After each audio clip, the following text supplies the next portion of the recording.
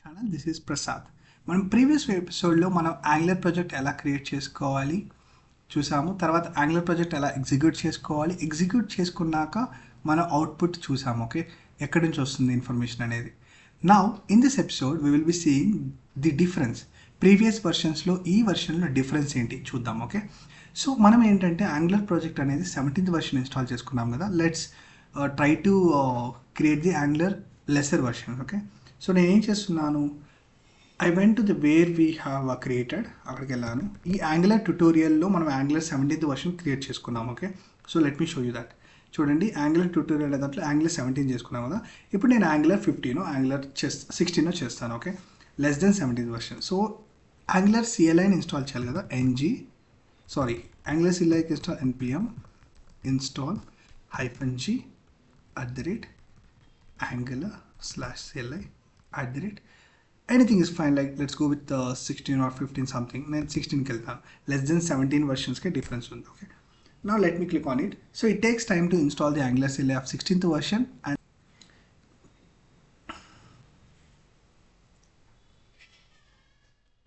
So మనకైతే ఇక్కడ create అయిపోయాయండి packages. Now let's create ng new project create చేయాలంటే మనకి ఇదే కదా కమాండ్, ng new Angular 16. మనం 16 కాబట్టి now again we have to see ఇక్కడ యాంగులర్ రౌటింగ్ కావాలని. సి ఈ వర్షన్లో యాంగులర్ 17 ముందు మనకి రౌటింగ్ కావాలని అడుగుతుంది. బట్ ఎందుకంటే రౌటింగ్ అనేది ఉంది, యాప్ రౌటింగ్ అనే ఫైల్. బట్ మనకి నెక్స్ట్ వర్షన్స్లో డిఫరెంట్గా ఉంటుంది కదా. యాంగులర్ 17లో ఇది అడగదు. Okay, so enter. So SCSS కావాలా, ఎస్ ఎంటర్. మనకి ఇప్పుడు ఫైల్స్ యాజ్ ఇట్ ఈస్ మనకి యాంగులర్ 17లో ఎలా అయితే క్రియేట్ అయ్యాయో మనకి యాంగులర్ 16th వర్షన్లో కూడా క్రియేట్ అవుతున్నాయి. We need to give some time. Okay, so కొంచెం టైం ఇద్దాము, ఇది మనకి ఇన్స్టాల్ అయిపోతుంది, క్రియేట్ అయిపోతాయి ఫైల్స్.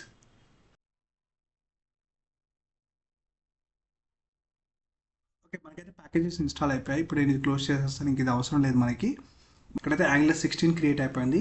దీన్ని మనము ఇంపోర్ట్ చేసుకుందాము. ఓకే, సో ఇంపోర్ట్ ఆల్రెడీ మనకి ఇక్కడ మనం చూడగలిగితే angular 16 and 17 is under the angular tutorial. ఈ యాంగులర్ ట్యూటోరియల్ ఆల్రెడీ ఇంపోర్ట్ చేసుకున్నాం కాబట్టి విజువల్ స్టూడియో కోడ్లో మనకి యాంగులర్ 16 కూడా వచ్చేస్తుంది. ఓకే, ఇప్పుడు నేను ఇవన్నీ క్లోజ్ చేస్తాను. సో క్లోజ్ చేయాలంటే దీన్ని ఏదైనా ఒకటి సెలెక్ట్ చేసి రైట్ క్లిక్ కొట్టండి, క్లోజ్ అదర్ అని కొట్టండి, close all. Okay, so it closed all. నా యాంగులర్ 16లో మీరు ఓపెన్ చేశాను కదా నేను. సో మీ కన్ఫ్యూజన్ కోసం యాంగులర్ 17 మినిమైజ్ చేస్తాను. ఇక్కడ యాంగులర్ 16లో SRC ఓపెన్ చేస్తే చూడండి, అప్లికేషన్ లోపలికి వెళ్తే what we have the difference. Okay, we will see that. Let me go to the PowerPoint now.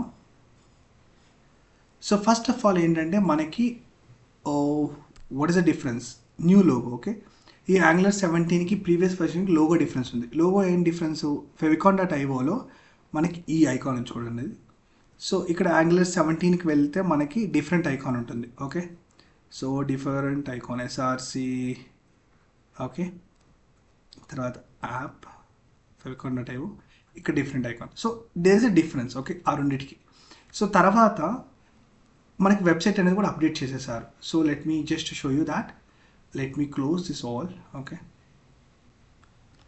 ఏంటంటే ఫర్ ఎగ్జాంపుల్ ఇప్పుడు ముందు మనం angular.ioని క్లిక్ చేస్తూ ఉండేవాళ్ళం. ఓకే, angular.io కొడితే చూడండి మనకి ఏమవుతుందో, డైరెక్ట్గా డెవ్కి తీసుకెళ్ళిపోయాం. సో వెబ్సైట్ అనేది నావిగేట్ అయిపోయింది. చూడండి, angular 18 is now available, read about our new latest release. Okay, this is the రీసెంట్గా రిలీజ్ అయింది యాంగులర్ 18 అనేది. సో మనకి IO నుంచి డెవ్కి వెళ్ళిపోయాం. ముందు వర్షన్స్లో మనకి ప్లేగ్రౌండ్ అనేది లేదండి, 16, 15, 14 అలా. బట్ దీనిలో ప్లేగ్రౌండ్ అనే కాన్సెప్ట్ తీసుకొచ్చారు. ఓకే, వెబ్సైట్ అనేది చేంజ్ అయింది. That is what I was talking about. ముందు లోగో చేంజ్ అయింది, మళ్ళీ వెబ్సైట్ అనేది ఒకటి చేంజ్ అయినది యాంగులర్ 17 నుంచి. మరో తర్వాత ఏంటంటే టెంప్లెట్ సింటాక్స్ చేంజ్ అనేది కూడా ఉంది. అంటే మీరు ఎప్పుడైనా అంటే ఎవరికైనా నాలెడ్జ్ ఉన్న వాళ్ళకి స్ట్రక్చరల్ డైరెక్టివ్స్ అనేటివి ఇవి స్ట్రక్చరల్ డైరెక్టివ్స్ అండి. ngIf, ngFor, ngSwitch. సో ముందు మనం ప్రీవియస్ వర్షన్స్లో మనము *ngIf, *ngFor, *ngSwitch అని వాడుతున్నాం. బట్ ఇప్పుడు ఏం చేశారంటే దాన్ని రీడబిలిటీ వేలో రాసేసారు. అంటే @if, ngIf బదులు @if, ngFor బదులు @for. అంటే *ng లేదు ఇప్పుడు కాన్సెప్ట్లో. @if, @for, @switch. So Angular 17 introduce a new template control features for improving the code readability. Improve చేసింది కోడ్ రీడ్ చేసే విధానంకి and efficiency also. Okay, so ఇది ఒక చేంజ్ వచ్చిందండి. సో లోగో తర్వాత మనకి ఏంది వెబ్సైట్, తర్వాత ఈ యొక్క స్ట్రక్చరల్ డైరెక్టివ్స్ మారాయి. నెక్స్ట్ ఏంటంటే యాంగులర్ మెటీరియల్ అనేది ఒకటి ఉంది. ఆ యాంగులర్ మెటీరియల్ యొక్క ఎన్హాన్స్ పర్ఫార్మెన్స్ కూడా చాలా పెంచారండి. ఓకే, ఇప్పుడు చాలా స్పీడ్గా వర్క్ అవుతుంది. తర్వాత డిఫరెంట్ లోడింగ్ ఇన్ యాంగులర్ 17 ఇది మెయిన్ ఇంపార్టెంట్. ఓకే, మనకి లేజీ లోడింగ్ అనే కాన్సెప్ట్ ఉంది ప్రీవియస్ వర్షన్స్లో, అలా డెఫర్ లోడింగ్ అనే కాన్సెప్ట్ వచ్చింది. ఇక్కడ @డెఫర్ అని రాస్తారు. ఎక్కడైనా @డెఫర్ అనే బ్లాక్ ఉంటే దాని మీనింగ్ ఏంటంటే అది డిమాండ్ ప్రకారమే, I mean if there is a demand then only it will execute that block. దానివల్ల ఏంటంటే ఇనిషియల్ పర్ఫార్మెన్స్ అనేది తగ్గుతుంది, improving the initial loading time. ఒకసారి రీడ్ చేస్తాను. Deferred loading allows you to load and render part of your application on demand. అంటే మన యొక్క అప్లికేషన్లో some part of the portion మనకి ఆన్ డిమాండ్తో లోడ్ అవుతుంది. It improves the initial loading time. Okay, అన్నీ ఒకేసారి లోడ్ అవ్వకుండా మనకు అవసరమైనప్పుడు లోడ్ అయినాయి అనుకోండి, దానివల్ల ఏమవుతుంది, పర్ఫార్మెన్స్ పెరుగుతుంది దానివల్ల. సో అది ఎలా ఎగ్జిక్యూట్ చేయాలి, ఐ మీన్ ఎలా ఇంప్లిమెంట్ చేయాలి, @డిఫరెంట్ రాసి దాని కింద ఏదైనా కాంపోనెంట్ లేట్గా ఎగ్జిక్యూట్ చేయాలి అని మనం ఇవ్వాలి. ఓకే, తర్వాత @ఎర్రర్ బ్లాక్ కూడా ఉంది. @ఎర్రర్ అంటే ఏంటంటే ఏదైనా డెఫర్డ్ అనేది ఫెయిల్ అయితే, ఈ డెఫర్డ్ బ్లాక్ ఫెయిల్ అయితే మనకి ఎర్రర్ బ్లాక్లో ఎగ్జిక్యూట్ అవుతుంది. Okay, this is one concept. తర్వాత మెయిన్ ఏంటంటే ఈ యాంగులర్ 17 నుంచి స్టాండ్ అలోన్ కాంపోనెంట్స్. ముందు కాంపోనెంట్స్ అనేది స్టాండ్ అలోన్ కాదు, ఇవి ఇప్పటి నుంచి యాంగులర్ 17 నుంచి కాంపోనెంట్ స్టాండ్ అలోన్. అంటే ఏంటో అర్థం కావట్లేదు కదా. So let me take you to the visual studio code. ఇప్పుడు చూడండి, మీరు ప్రీవియస్ వర్షన్లో చూస్తుంటే యాంగులర్ 16 మీకు ఏముంది, యాప్ మాడ్యూల్ ఉంది. ఓకే, అంటే యాప్ రౌటింగ్ మాడ్యూల్ ఉంది. బట్ మీరు యాంగులర్ 17 కిందకి వెళితే మీకు యాప్ రౌటింగ్ లేదు, యాప్ మాడ్యూల్ లేదు. సో నేను అది ఇక్కడ చూపిస్తాను. App config and app routes. Instead of app module, app routing module, you can use app config, app routes.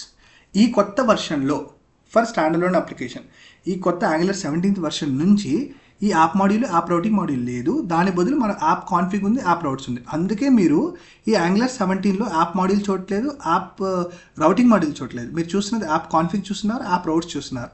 Previous వర్షన్లో ఏముంది మనకి, ప్రీవియస్ వర్షన్లో యాప్ మాడ్యూల్ ఉంది, యాప్ రౌటింగ్ ఉంది. That is the main difference. కొంతమంది confuse అవుతారు.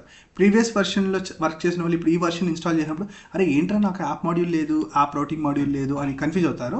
ఆ రెండింటి తీసేస్తారండి. Okay, so మళ్ళీ coming to the stand alone. ఏంటి మరి stand alone? Okay, stand alone అంటే ఏంటంటే ప్రతి కాంపోనెంట్ అనేది ముందు ప్రీవియస్ వర్షన్స్లో ఏదైనా ఒక కాంపోనెంట్ క్రియేట్ చేస్తే అది మనకి యాప్ మాడ్యూల్ అవసరం, దానికి యాప్ మాడ్యూల్ లేకపోతే ఎర్రర్ త్రో చేస్తుంది. బట్ ఈ యాంగులర్ 17 నుంచి ప్రతి కాంపోనెంట్కి యాప్ మాడ్యూల్కి సంబంధం లేదు. యాప్ మాడ్యూల్ లేకపోయినా కానీ it will create. Okay, like if I take you to the app component TS file, previous వర్షన్స్లో మీరు చూడగలిగితే ఏమున్నాయి మనకి, ఓన్లీ సెలెక్టర్ అంటే మెటా డేటా కింద under the meta data we have selector, okay, and template URL, style URL, ఈ 3 థింగ్సే ఉన్నాయి. But ఇప్పుడు కొత్త యాంగులర్ 17లో ఒక కాంపోనెంట్ ఓపెన్ చేస్తాను, సేమ్ యాప్ కాంపోనెంట్ ఓపెన్ చేస్తాను. చూడండి ఇప్పుడు ఏముంది, స్టాండ్ అలోన్ ట్రూ. అంటే ఏంటంటే ఈ కాంపోనెంట్ అనేది స్టాండ్ అలోన్ కాంపోనెంట్, దీనికి యాప్ కాంపోనెంట్ లేదు. అంటే యాప్ కాంపోనెంట్ అనేది డిపెండెంట్ కాదు, ఇట్స్ ఇండిపెండెంట్ నౌ. ఓకే, ఏవైతే ఈ కాంపోనెంట్ వాడుతుందో ఆ కాంపోనెంట్ డైరెక్ట్గా ఇంపోర్ట్స్ ఇక్కడ పెట్టుకోవచ్చు. ఓకే, ప్రీవియస్లో అయితే డిఫరెంట్గా వర్క్ అవుతుంది, అది మనము యాప్ మాడ్యూల్లో పెట్టాలి, అవి యూజ్ చేయాలి ఇక్కడ. బట్ ఇక్కడైతే ఇంపోర్ట్ అనేది ఒకటి ఎక్స్ట్రా ఉంది, దీంట్లో ఇక్కడ యాడ్ చేస్తాం ఏవైతే ఇంపోర్ట్ చేయాలి. ఇక్కడ రౌట్లెట్ అని పెట్టున్నారు, లేదు ఫర్దర్గా నీకు ఏంది ఫామ్స్ వాడాలి, అప్పుడు రియాక్టివ్ ఫామ్స్ మాడ్యూల్ అని, తర్వాత నువ్వు స్ట్రక్చరల్ డైరెక్టరీస్ వాడాలి, అలాంటప్పుడు కామన్ మాడ్యూల్ అని, ఇలాంటివి మనం డైరెక్ట్గా ఇంపోర్ట్స్ చేసుకుంటాం ఇప్పుడు. ఓకే, ప్రీవియస్ వర్షన్లో మనకి ఏమున్నాయి, ఓన్లీ సెలెక్టర్, ఇక్కడ కూడా సెలెక్టర్ ఉంది మరి చూడండి, selector and template URL and style URL. మనకి ఇక్కడ టెంప్లెట్ యూఆర్ఎల్ ఉంది, స్టైల్ యూఆర్ఎల్ ఉంది. But extra is stand alone and imports. ఇది ఈ కాంపోనెంట్ స్టాండ్ అలోన్. సో ఎప్పుడైనా మీరు ఇలా చూసారనుకోండి, దాని మీనింగ్ ఏంటంటే it is a stand alone component and it won't need a app module. Okay, that is what it means, clear cut. Okay, so standalone true and imports. What is new in Angular 17? Okay, so ఎవరైనా previous వర్షన్స్లో ఉన్న వాళ్ళకి క్లియర్గా ఉంటుంది. Okay, ఇవే మారింది. So okay, మనం క్లియర్గా ఉన్నాం ఇప్పుడు. సో మనం కన్ఫ్యూజ్ అవ్వకూడదు. అంటే కన్ఫ్యూజ్ అంటే కాదు, ఇప్పుడు కొత్తగా క్రియేట్ చేసిన వాళ్ళకి కన్ఫ్యూజన్ ఏమొస్తుందంటే ఏంది ఎక్కడ యాప్ మాడ్యూల్ లేదు, యాప్ రౌటింగ్ లేదని కన్ఫ్యూజన్ వస్తుంది. సో అలాంటి వాళ్ళకి నేను క్లియర్గా చెప్పాల్సి వస్తుంది అనుకుంది. ఇవన్నీ చేంజెస్ వచ్చాయి. ఓకే, అండ్ న్యూగా నేర్చుకునే వాళ్ళకి నాట్ ఎట్ ఏ ప్రాబ్లం. మీరు ఏంటంటే ప్రీవియస్ వర్షన్ గురించి మీరు ఏమీ బాధపడద్దండి. Let's see this Angular 17 and also మీరు యాంగులర్ 16 కూడా ఇప్పుడు మీకు ఐడియా వచ్చి ఉంటుంది యాంగులర్ 16లో ఎలా డిఫరెన్సెస్ ఉంటాయనేసి. ఓకే, లైక్ కాంపోనెంట్లో ఎలా ఉంటుంది and app module, app routing ఉంటుంది అక్కడ. ఇక్కడ app config, app routes. Okay, అది ఉంటుంది, app config, app routes. So yeah, this is all about what is new in angular 17. Okay, so I hope you like my session, so please like and subscribe and support me, and meeku emaina doubts unte please post in the comments. Okay, nenu kachithanga help chestanu. Yeah, thank you.